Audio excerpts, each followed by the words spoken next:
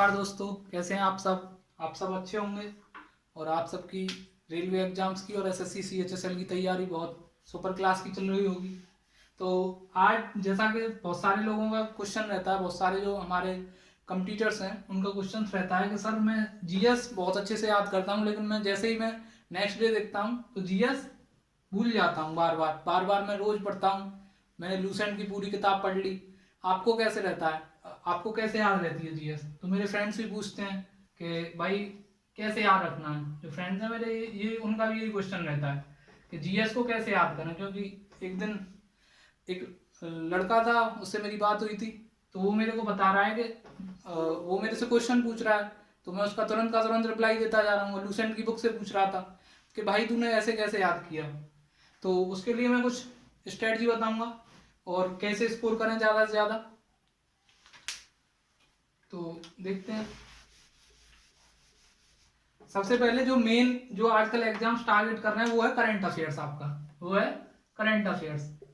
जितना ज़्यादा आपको करंट अफेयर्स याद होगा उतना ही आपका जो स्कोर है वो बढ़ेगा। तो करंट अफेयर्स के लिए मैं आपको बिल्कुल नहीं कहूँगा कि आप ये मैगजीन फॉलो करो। मैं ये भी नहीं कहूँगा आप न्यूज़पेपर पढ़ना शुरू कर दो, because it is only the waste of time. आपको करंट अफेयर्स याद तो हो जाएगी और याद भी रहेगी, लेकिन हमें कोई आईएएस टॉपर नहीं बनना है। आईएएस का एग्जाम तो देना नहीं है। जो हमारा एग्जाम है वो ऑब्जेक्टिव अप्रोच का है। ऑब्जेक्टिव अप्रोच में क्या देखा जाता है कि आपने ये चीज हल्की सी बारीकी से भी पढ़ी है तो आप उसका आंसर बड़े आसानी से कर सकते हो। बहुत डिटेल में जाने की जरूरत नहीं है।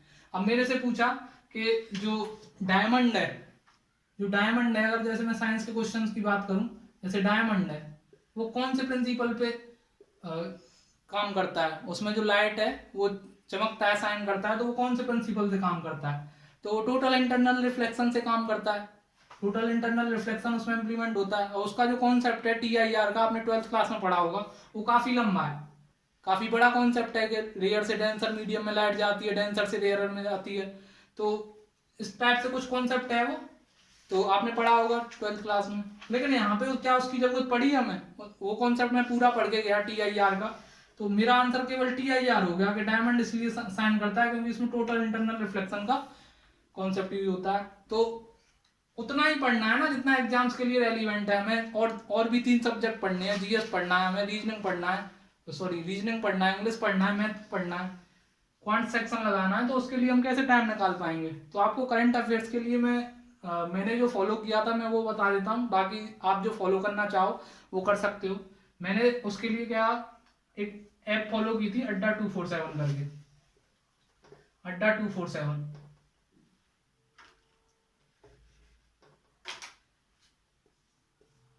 अड्डा 247 से क्या है, मैं डेली उस पर करंट अफेयर्स अपडेट होता है और मैं इंग्लिश में करंट अफेयर्स डेली 10 मिनट दे के मैं डेली का डेली करंट अफेयर्स पढ़ लेता था। और फिर लास्ट में क्या करता था, मैं ग्रेड अप एक ऐप है,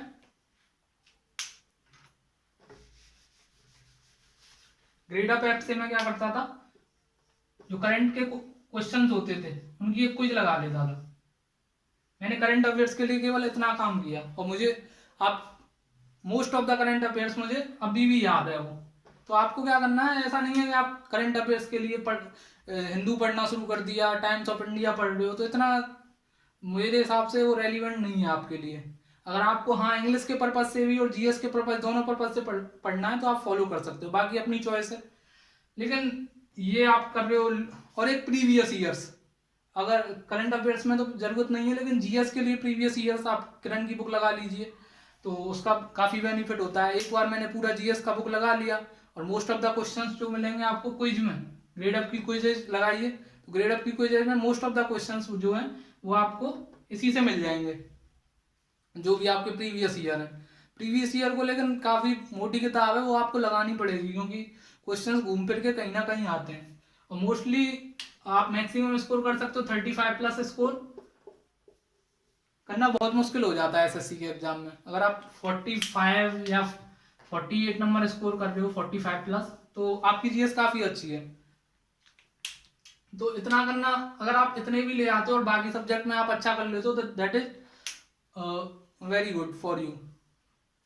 तो जीएस के लिए आप, साइंस के लिए आप साइंस अगर आपने 10+2 में साइंस ले रखी है तो आपको कोई प्रॉब्लम होगी नहीं।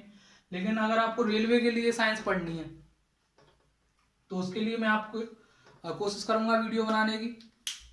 और थैंक यू। अगर आपको ये वीडियो अच्छी लगी तो लाइक करें, चैनल को शेयर करें, सब्सक्राइब करें। धन्यवाद।